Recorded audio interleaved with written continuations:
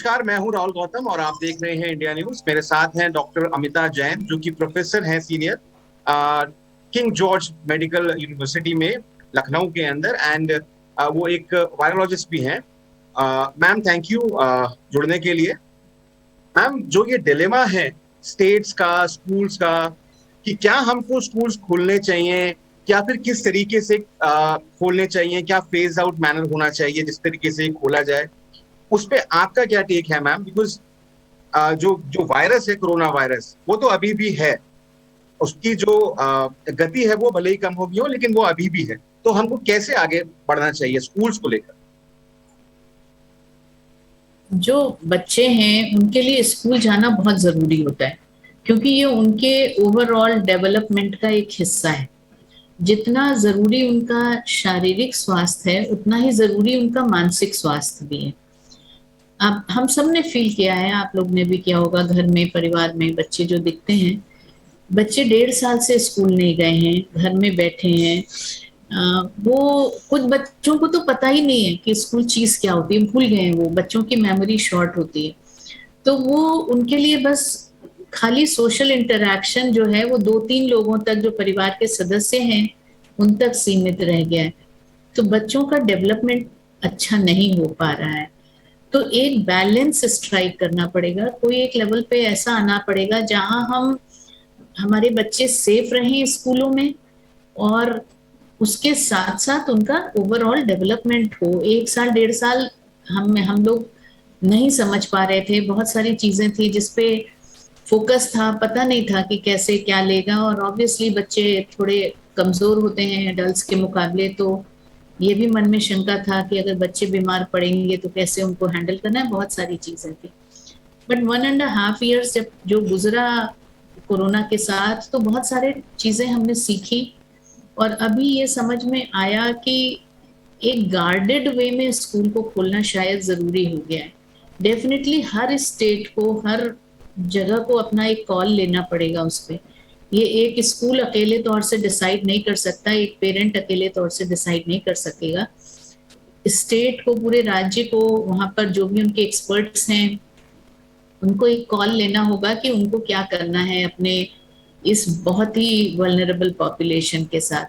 तो उसमें जो चीजें मुझे लगता है ये कॉल लेने के लिए बहुत इंपॉर्टेंट है और कंसिडरेशन में आनी ही चाहिए, कि मौजूदा स्थिति क्या है, कि इस समय राज्य में कितने % कोरोना पॉजिटिविटी है, नंबर 1।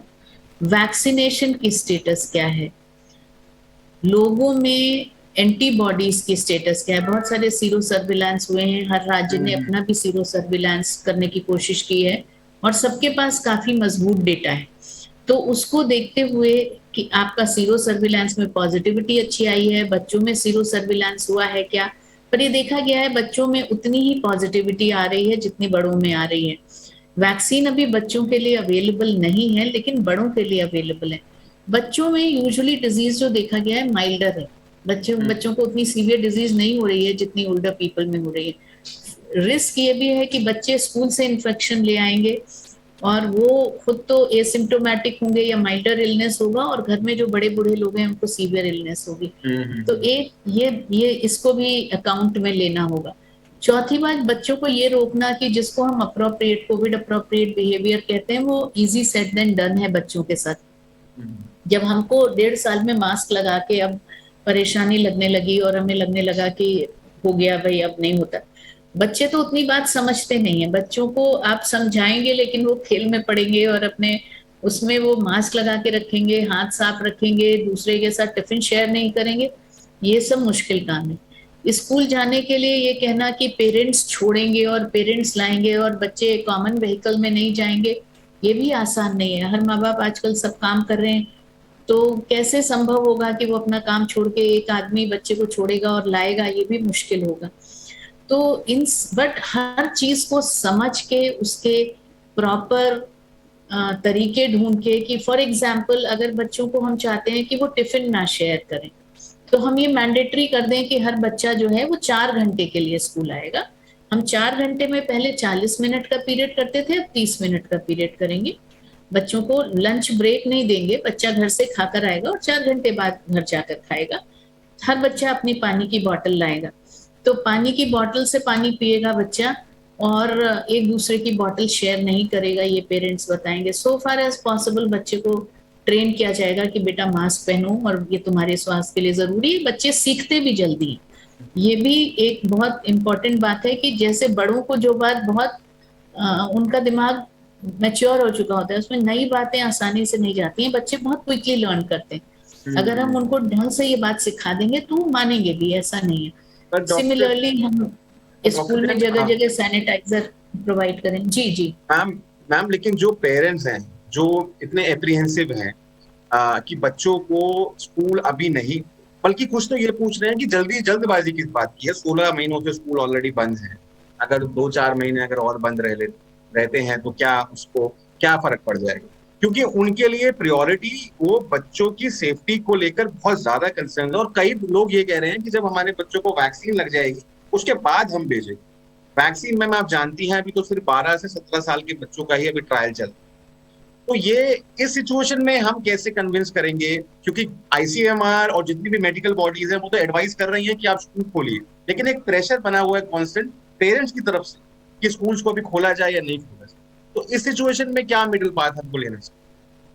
आई थिंक पेरेंट्स को काउंसल करने की जरूरत है। वो अभी बहुत इमीडिएट गेन देख रहे हैं, वो लॉन्ग टर्म डैमेज नहीं देख पा रहे हैं कि अगर जो बच्चा 3 साल स्कूल नहीं जाएगा, जिस दिन अचानक वो, और क्या बदलने वाला है 4 महीने में? कुछ नहीं बदलेगा। 4 महीने में तो हर बच्चे को हम वैक्सीनेट नहीं कर लेंगे। 4 महीने में वैक्सीन बच्चों का तो भी ट्रायल शुरू हुआ है, वो भी 5 साल से ऊपर बच्चों का, 12 साल से ऊपर बच्चों का शायद वैक्सीन आ जाएगा 4 महीने में, जो अवेलेबल इजिली हो जाएगा। लेकिन उसके उसके बाद के बच्चों को तो वैक्सीन नहीं मिलेगा। तो बच्चों में एक एंजाइटी डिसऑर्डर है, डेफिनेटली उनका जो मेंटल हेल्थ है वो इफेक्ट होगा। आप समझ रहे हैं, पहले बच्चों का होम भी घर में पढ़ाते थे बच्चों को, एक रिवाज था कि बच्चा 5 साल का हो जाएगा तभी स्कूल जाएगा, 7 साल का होगा, कक्षा 5 तक बच्चे घर में ही पढ़ रहे होते थे। बट वो बच्चे माँ बाप के साथ यूनिटरी सॉलिटरी एटमॉस्फेयर में नहीं रहते थे, वो बड़े बड़े परिवारों में रहते थे। वो बच्चे घर के बाहर जाके खेलते थे। There was a typical like what we used to call it, एक मोहल्लेदारी होती थी कि एक बच्चा है वो जाएगा, 20-22 बच्चे हैं मोहल्ले में, सबके साथ मिलजुल के खेलेगा।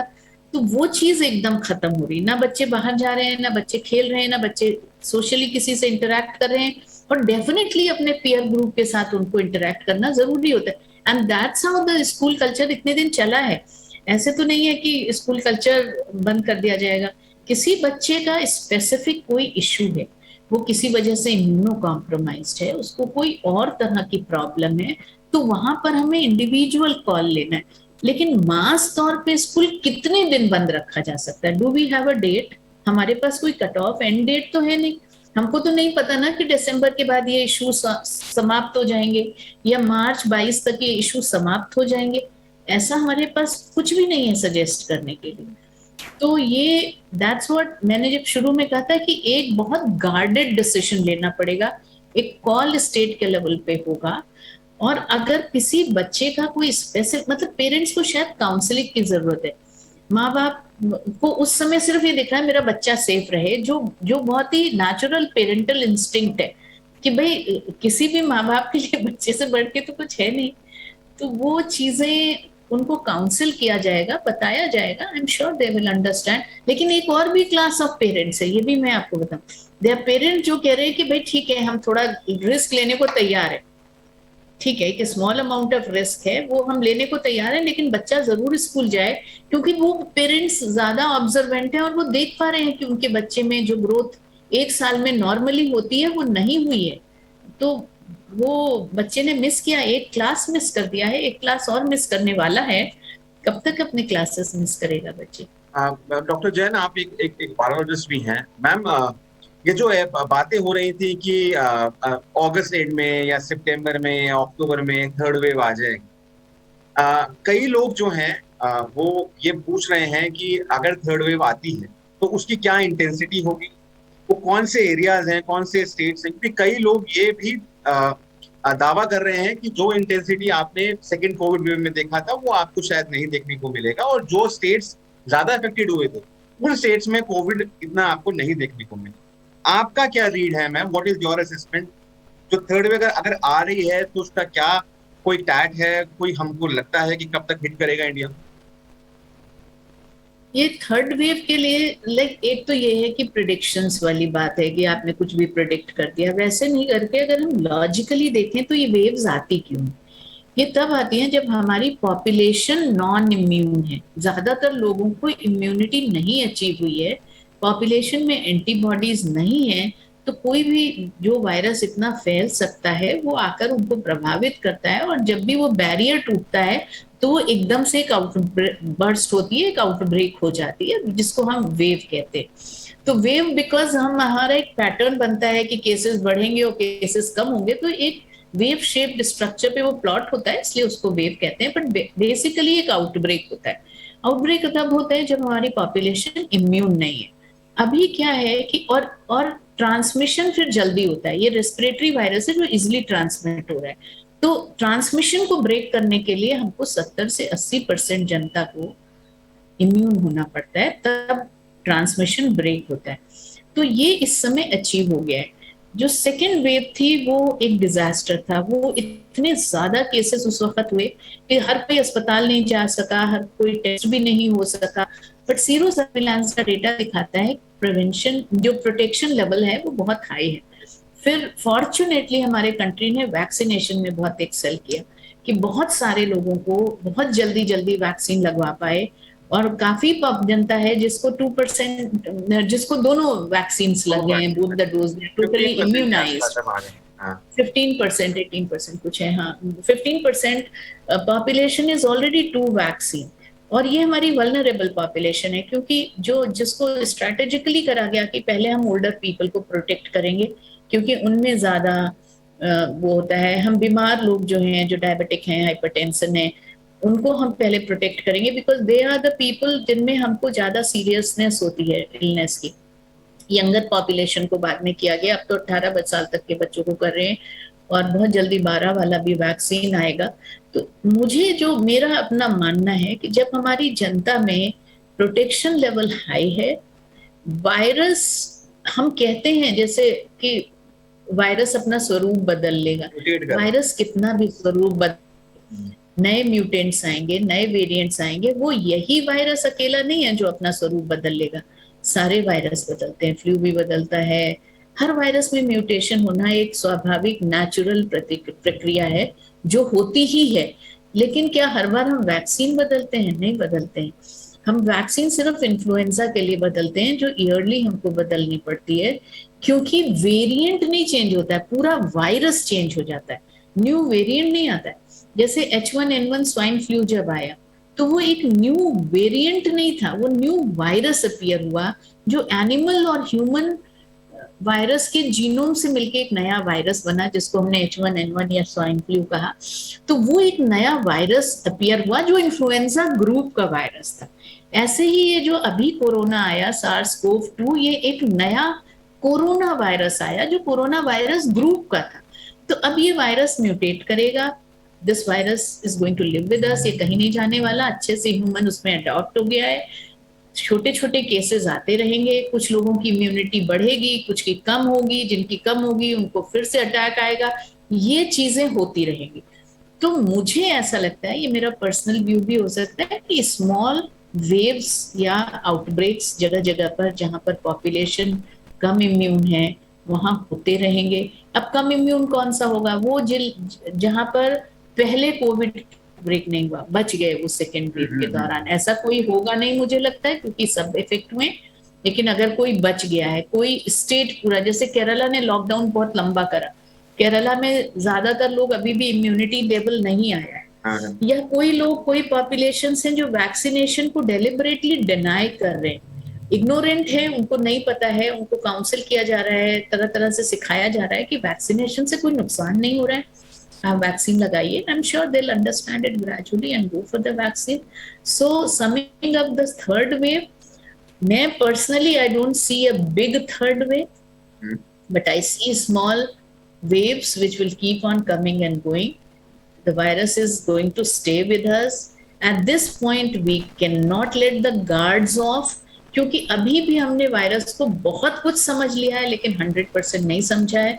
अभी हो सकता है वो कोई नए लेसन हमें लर्न करने पड़ेंगे, तो इसलिए हम गार्ड्स अपने नहीं, अब हम हाथ साफ ना रखें, हम मास्क का प्रयोग ना करें, हम क्राउडेड जगह में जबरदस्ती जाएं बिना किसी कारण के, तो ये इस समय इनअप्रोप्रिएट बिहेवियर होगा, ये ठीक नहीं होगा। लेकिन एक बड़ी वेव, जैसे second wave was a disaster, उसके बाद एंड वो बहुत जल्दी आई भी, और एक्चुअली जितनी जल्दी बढ़ी उतनी जल्दी नीचे भी आई, लेकिन the volume was too big. Practically everyone, every household, हर बंदा कहीं ना कहीं उससे इफेक्ट हुआ, हम सबकी जिंदगियां प्रभावित हुई हैं उससे। तो उतनी बड़ी वेव तो कोई मतलब ही नहीं है, तो आ नहीं सकता, लेकिन छोटे छोटे वेव शायद आते रहेंगे और हमको उससे प्रोटेक्ट अपने आप को करना। तो मैं आपने कहा कि अभी वायरस पूरा डिकोड नहीं हुआ है, काफी हद तक ये बात ठीक भी है, क्योंकि अब एक नया वेरिएंट ऑफ कंसर्न या वेरिएंट ऑफ इंटरेस्ट है, अभी तो वो साउथ अफ्रीकन वेरिएंट है, जो कि कॉन्गो, मोजाम्बिक, इन कंट्रीज में, जो अफ्रीकन कंट्रीज है वहां पर दिखा गया। उसके बारे में ये कहा जा रहा है मैम कि वो वैक्सीनेशन को इवेट करता है, जो एंटीबॉडीज डेवलप हुई होती है, और वो आ, काफी लीथल भी है, उसका ट्रांसमिशन रेट भी काफी है। तो मैम, इंडिया के लिए, क्योंकि इंडिया में इतनी बड़ी पॉपुलेशन है जो अभी वनरेबल है, जिसको अभी इम्यूनिटी डेवलप नहीं हुआ है, हमारे लिए कितना खतरे की घंटी है? अभी तो थैंकफुली हमारे यहाँ केस नहीं है।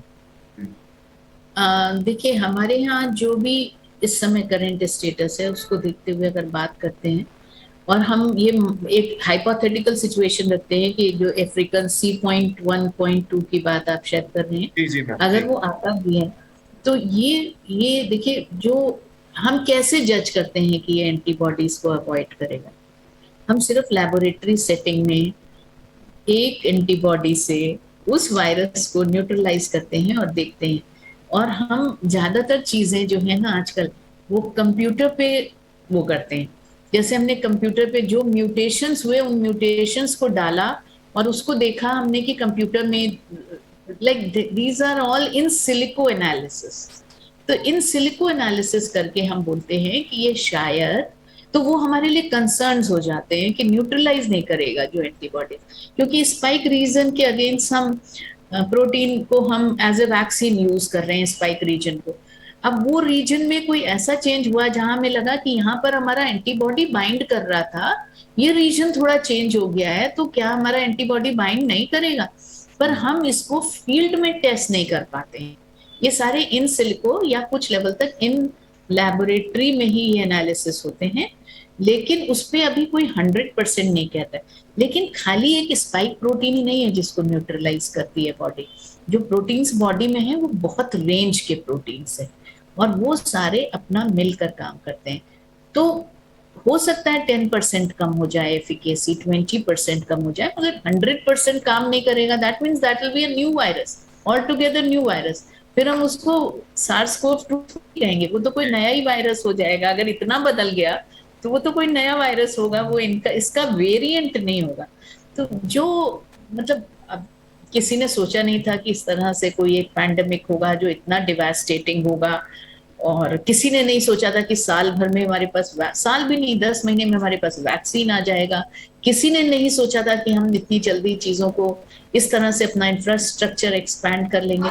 तो अगर ऐसा कुछ होगा तो देखा जाएगा, मगर मुझे लगता नहीं है कि इतनी जल्दी वायरस अपना स्वरूप इतना बदल लेगा कि हमारे पास जो अभी जो इम्यूनिटी लेवल है वो काम नहीं करेगी। ट्रांसमिशन का जो सैड एक्सपीरियंस है वो हमने डेल्टा वेरिएंट में देखा। डेल्टा बहुत ही ट्रांसमिसिबल था, बहुत जल्दी स्प्रेड कर गया। लेकिन डेल्टा बहुत लीथल था, ये हम नहीं कहेंगे, क्योंकि इतने ज्यादा केसेस थे कि उसमें से अगर हम कहते हैं 1% को हॉस्पिटल जाना था, और जब हमारी 70% जनता इफेक्ट हो रही है, तो हम कैसे 1% को अस्पताल में ले जा पाएंगे? कितनी भी हमने अपनी क्षमता बढ़ा ली थी, लेकिन हम 1% को अस्पताल नहीं ले जा पा रहे थे। हमने कितना भी ऑक्सीजन प्रोडक्शन मैसअप कर लिया था, लेकिन हम इतना स्केल अप नहीं कर पाए थे कि हम उसको डील कर सकें। लेकिन वो एक ऐसा एक्सपीरियंस था जिसको देख के बहुत सारे स्टेप लिए गए हैं, लाइक ऑक्सीजन प्लांट्स की अवेलेबिलिटी हो, अस्पताल में बेड्स की अवेलेबिलिटी हो, एम्बुलेंसेज हो, तो एवरीथिंग हैज बीन, बच्चों के पीडियाट्रिक बेड्स हैं, हर चीज पे सरकार अपना फोकस कर रही है, और एक प्रिपेयर्डनेस रखी हुई है कि टेस्टिंग हो, हर चीज पे बहुत ज्यादा फोकस है और उसको एक्सपैंड किया गया है। तो let's see how it goes, but I don't सी कि इस तरह से आ जाएगा। देखिए ज्योग्राफिकल बाउंड्रीज बहुत मर्ज है, जो अफ्रीका में है वो अफ्रीका तक सीमित रह जाएगा, ये कहना और ये मानना थोड़ा बचकाना होगा। फैलता तो है ये चीजें, क्योंकि पीपल ट्रैवल, इधर उधर आना जाना, सामान, लोग, सब होता है। तो ज्योग्राफिकल बाउंड्रीज जो थी वो अब मर्ज्ड हैं। No borders, every border is a porous border. सबके आसपास हमारे चीजें आ जा रही हैं, लोग आ जा रहे हैं। तो और कब तक हम उनको बंद रख सकेंगे? फॉर एवर तो कोई चीज, किसी को हम आइसोलेशन में नहीं डाल सकेंगे। तो चीजें फैलेगा तो है ही है। अभी से 6 या 7 कुछ उसमें है, unless it dies its own death in those region only, which is again very unlikely. तो फैलेगा तो है आगे पीछे, लेकिन आई डोंट सी कि उसकी वजह से बहुत massive, but only time will tell. मतलब एक प्रेडिक्शन पे तो बातें नहीं हो सकती। थैंक यू डॉक्टर जैन, आप जुड़े, आपने इन सब इश्यूज पे खुलकर बात की, अपना इंसाइट दिया। थैंक यू आपका जुड़ने।